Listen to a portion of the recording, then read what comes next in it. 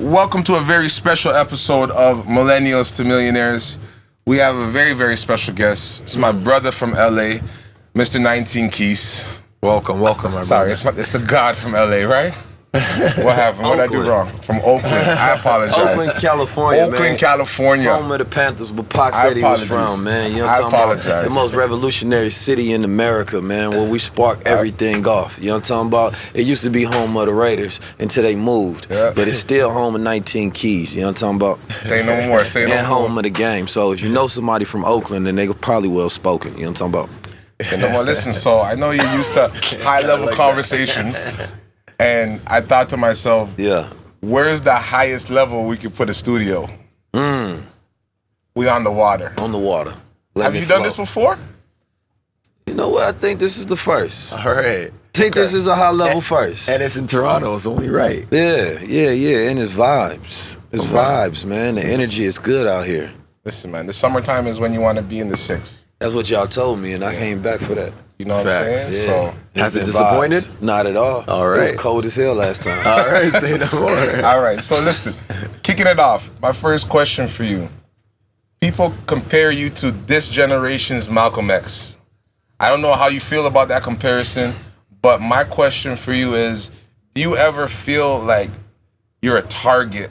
The same way Malcolm and Martin, you know, they went down for fighting for the people. Do you ever feel, you know, worried that, you know, you might have a similar outcome? No. I mean, possibility is always there, man. You got to live and die for something, right? You know, I don't believe I'm this generation's Malcolm. I'm this generation's 19 Keys, right? I'm not like Malcolm. You know what I mean? I have a completely different style. I'm fighting similar wars, you know what I mean? But we have different tools, different ways of engagement. You know, I think I'm similar like Malcolm when it comes to the ability to communicate truth, right? And speak truth to power. And that resonates with us. And I love Malcolm. He's one of the greatest tourists. His birthday was on the 19th, right? So we share those similarities and a lot of different connections and a lot of different facets. But the only reason I say that is because, you know, every generation, right, has, you know, someone who is born in that circumstance and they rise up to that. But I feel like it's not just my job, it's everybody's job, right? I feel like this generation gets to see a different type of outcome. We actually get to see the success of our movements and revolutions, whether they brought through me or I help inspire them and those that become and do things in a similar light. But no, I don't really put myself in the same regard, you know, as, or see myself as the next Malcolm X. I just see myself as 19 Keys. Facts. And I mean, that's sick because a lot of people get caught up with all these titles and similarities and comparisons. But at the end of the day, like, we are who we are, right? We are who we are inherently, right? I wore some Prada Shades because he used to work at Prada. I did. Yeah, right? I made them people some money. Yeah, exactly, right?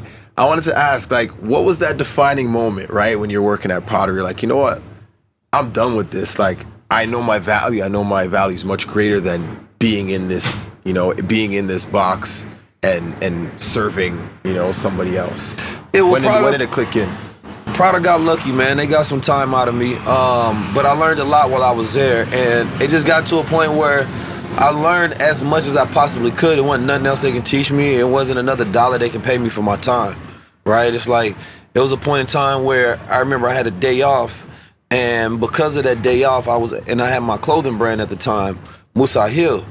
And at the time, somebody pulled up and they bought like $1,000+ worth of merchandise. And I was just thinking like, damn, if I had been at work, I wouldn't have been able to, you know, facilitate this particular sale.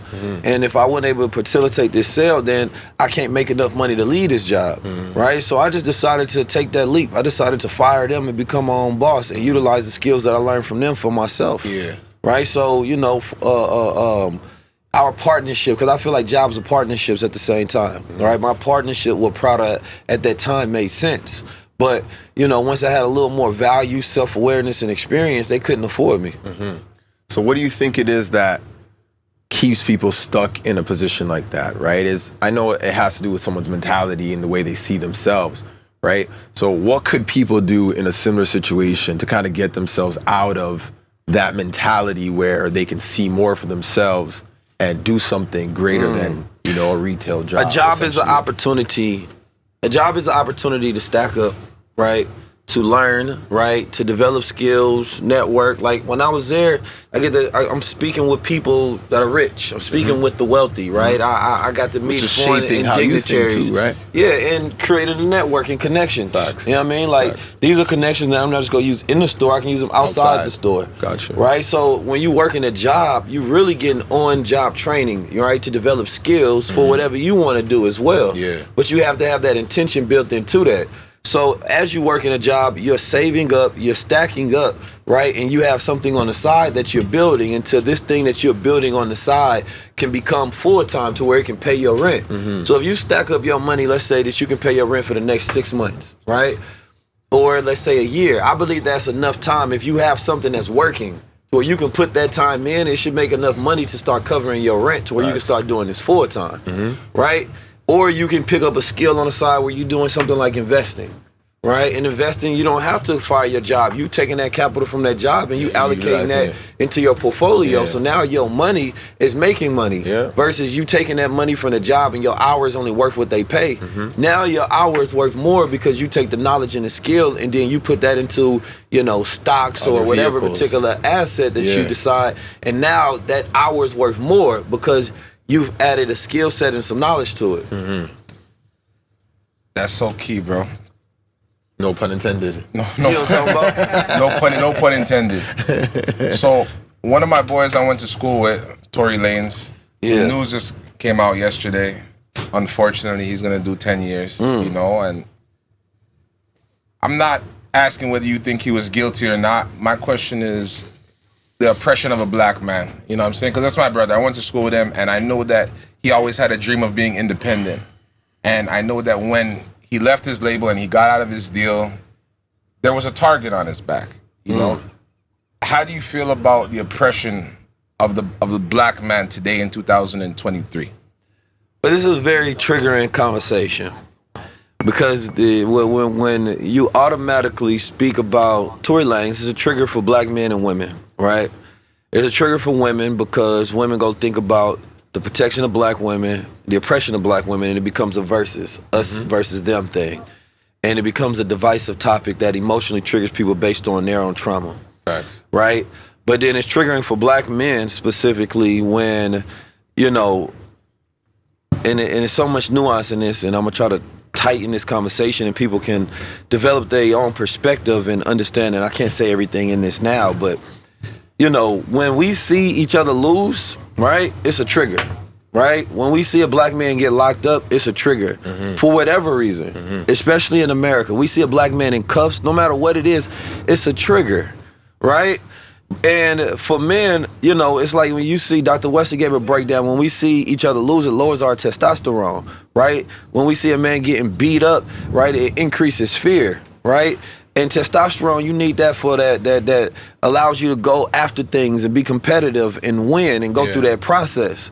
So, you know, the oppression of black men and women, right, is used in the media specifically to trigger both of us and to make it divisive, right? So the problem is that, like, let's say we take a look at the Alabama incident. The Alabama incident was what you call a glimmer, right?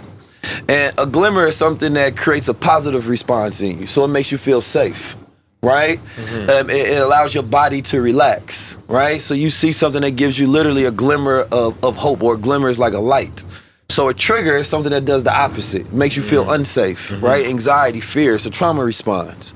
So when we talk about these things in, you know, the media, of course, they can't wait to trigger us, right, through social programming. They can't wait to crucify a black woman or a black man, or they can't wait to have a story that is pitting us against each other, right? So these stories become huge. That's the goal, right? That's the goal. It's a crucifixion. It's you know, these trials we can't find. There's no pride to take in this. There's no proud moments in this whatsoever, right? Because the system gets another slave, right? A father loses a son, right?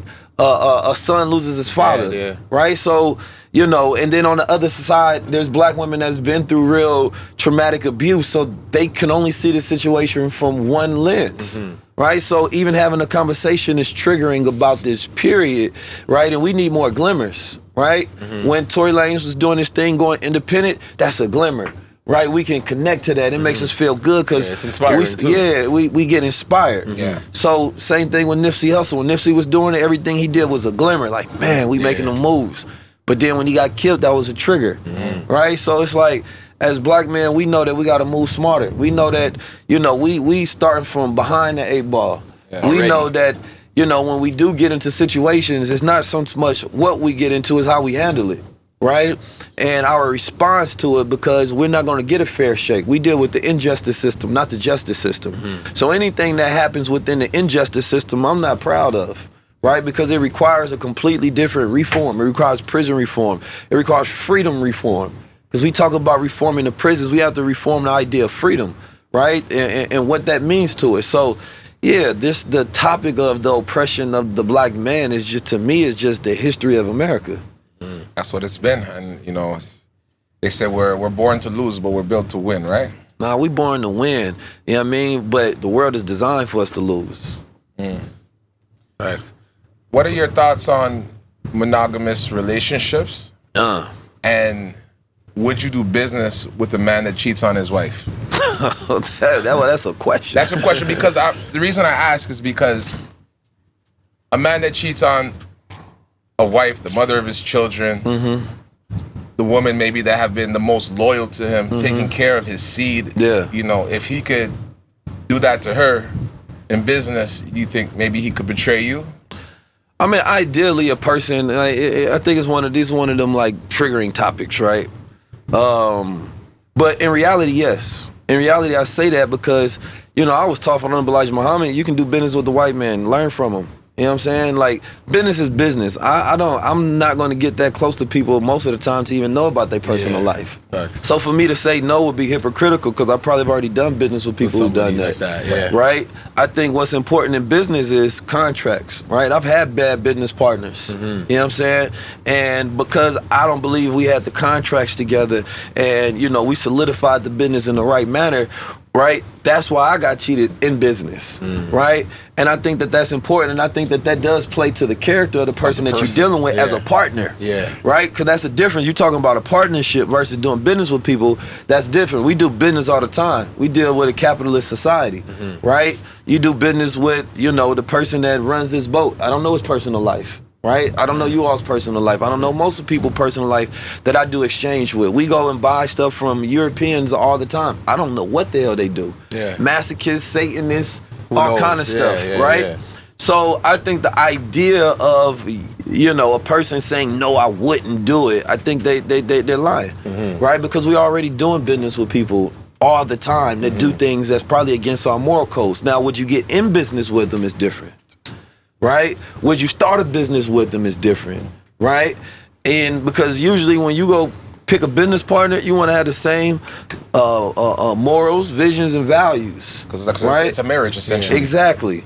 So that could be a complete representation of a person's, code to their partner can represent them breaking that code to you. So it's completely something to observe 100%. And I wouldn't want to get in business with somebody, that I know is not taking care of their family, period, right? Because it's one part to talk about the cheating part, but what about a man that don't take care of his family? Yeah, you know what I mean? Like, don't take care of his children, don't see them, right? Like, that's a whole nother conversation, and we do business with people like that all day long, and we don't put moral qualifications on it.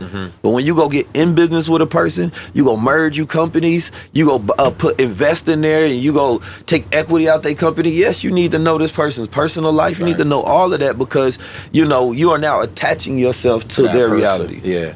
So what's so mental health, right? Mental health is a huge topic in society now. Like, if you look back 10 years ago, mental health wasn't even discussed, right? It was something that was just, an afterthought. Niggas are just crazy. Exactly. That's what they diagnose people as. So what's your take on mental health and this rise in like the industry of mental health? Or should we just be focusing on prayer and counseling and being closer to God, like, is that good enough? No. Those are rituals that are part of, right, a way of life. You know what I mean? To remind you to tap in, right? Like meditation is not enough. It's a part of it. It's like going to therapy is not enough, right? Because there are many people that go to therapy but don't do the work. You know what I mean? And they think doing the work is going to therapy. No, the work is outside of the therapy room. Yeah. Right? So you don't have to keep coming back, rediscussing, rehashing, re-triggering the same things. So yeah, I think at the root of it is trauma. And at the root of that trauma is us feeling unsafe. Right? Our nervous systems is always in this fight or flight. We have anxiety, right? Depression, suicide. It's learning to get back to nature. Right? We're going through a spiritual dryness. People are not connected spiritually. They got rid of religion and they say they spiritual, but they not. You know what I'm saying? Because, you know, this, what's your spiritual qualifications? What are you connected to? What are you rooted in? Right? When you look at the symbol of a tree of life, there's deep roots. And those roots represents a person's values. It represents their connections, right? And people are completely cutting out what was their roots, but they're not replanting anything that connects them to something, right? So people's connection to God is lost, right? People are more connected to brands, right? People are more connected to their YouTube page or the way they monetize their life. Their social media. Right? Yeah, they're connected to things exterior. So they haven't developed experience of dealing with spiritual and emotional regulation. So we need to understand, like, you know, when we talk about wealth, it should be inherent that idea is also speaking on health. Because when I went to Africa and I look at them little children, they have a joy that people in America can't even buy. You know what I'm saying? Because they have gratefulness, right? And that gratefulness, as I was talking about this yesterday, I seen what's my good sister name? Forget her name right now, but she was explaining how joy, you know, increases the heart size. Right? And the bigger your heart, the more joy you can feel, right? And that happens when you are being grateful, right? And a lot of people in America are not grateful, right? We want more and more and more and more and more. So we learn how to work, and not just America, but in the Western world. Society, But we learn how to work, but we don't learn how to live. And the art of living increases joy. The art of working, that increases money. It's different. So people learn how to make money, right? But they don't know how to live joyfully. So we have to get back to the practice of understanding part of that wealth, right, is you actually have to enjoy life. Right? Because what's that to be a millionaire, a billionaire, and you depressed? You go at home and you look in the mirror and you ashamed of yourself. You don't like the person you see. So you walk outside and spend all your money to put on a facade. So now your joy is a liability, right? And that liability can decrease your net worth when you're talking about your true wealth.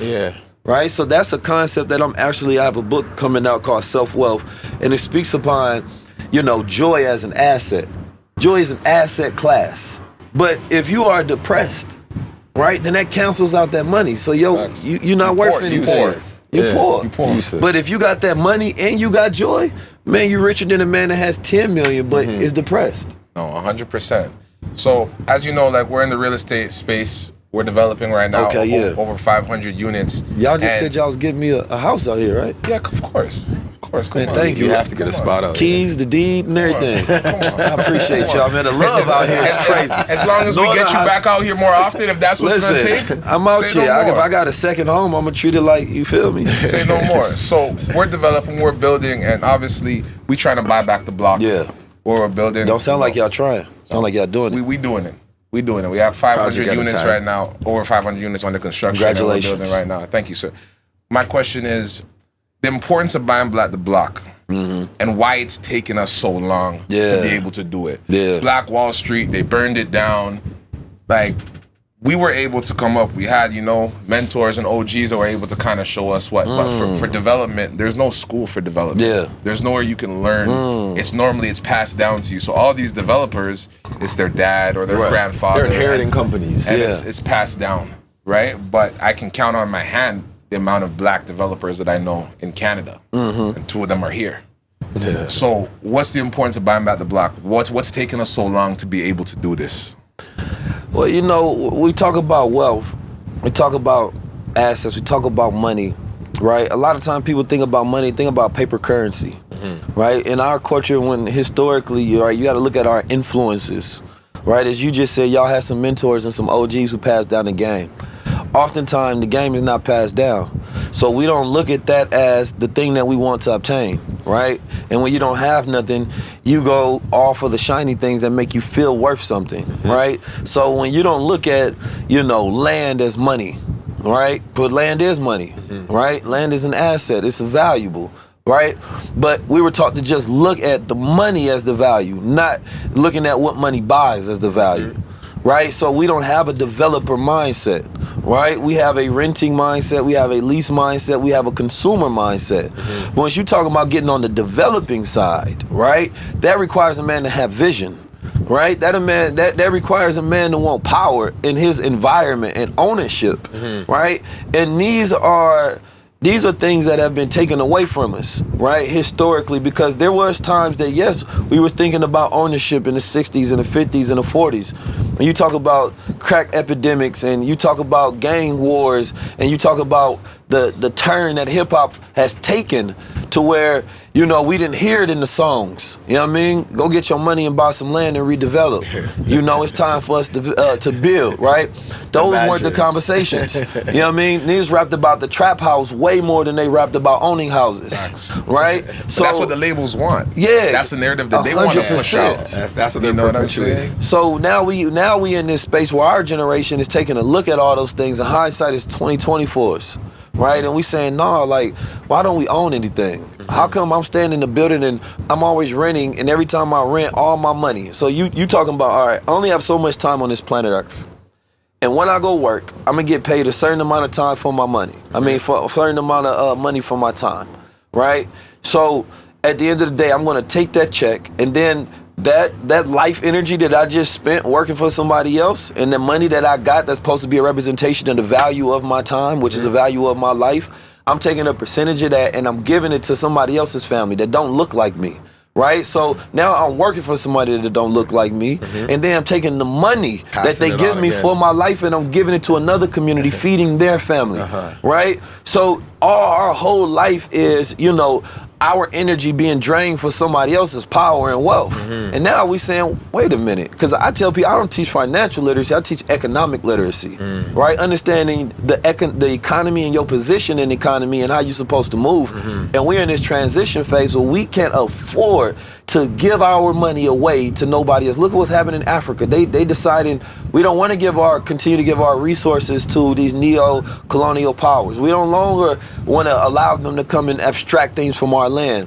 And the diaspora is all around the world is having that realization. Like, why am I taking all my life energy and feeding somebody else's family? And how come that family never came and taught my family? Right? Now, one time that they say, you guys going to be like renters your whole life. Why? Because our ignorance, right, is their wealth.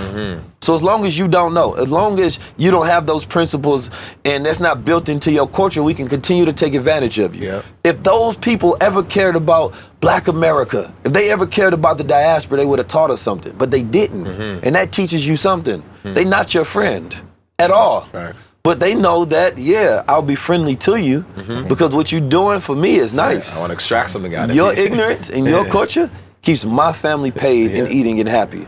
So what happens when you educate those people? Now it becomes dangerous, right? So this is why just simply educating, right, those class of people that's always been the consumers and teaching them to build and develop, now they walk around with vision.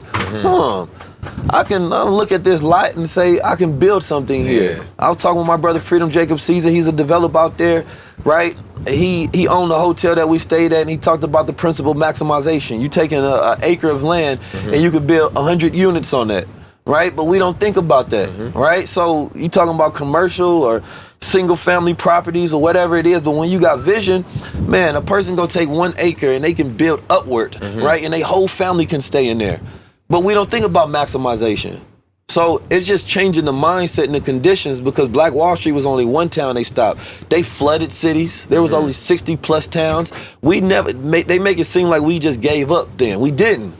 We never did. That's why they had to continue to come out with things to keep us ignorant, put it in the music, put it in the food, put it in the environment, so that we're so distracted.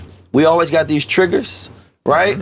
But when I hear brothers like yourself talking about you're building 500, things under contract, man, that's a glimmer.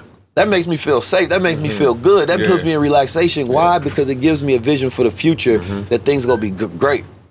So I appreciate y'all, brothers. And Toronto need to champion y'all more. I appreciate you, man. Listen, you leading the culture, you leading the way. We got a lot of respect for everything that you're doing. Thank you. So are y'all, man. Y'all the Drake of real estate out here. We'll take it. I'll take it. We couple six gods. There you go. Six gods. Yeah. But listen, this was a high-level conversation. We so blessed and gracious to be with you, my brother. Yes, sir. Peace, love, happiness. Peace and Appreciate love. you, Brother. Keys. Blessing Come up. on. All right. That's it.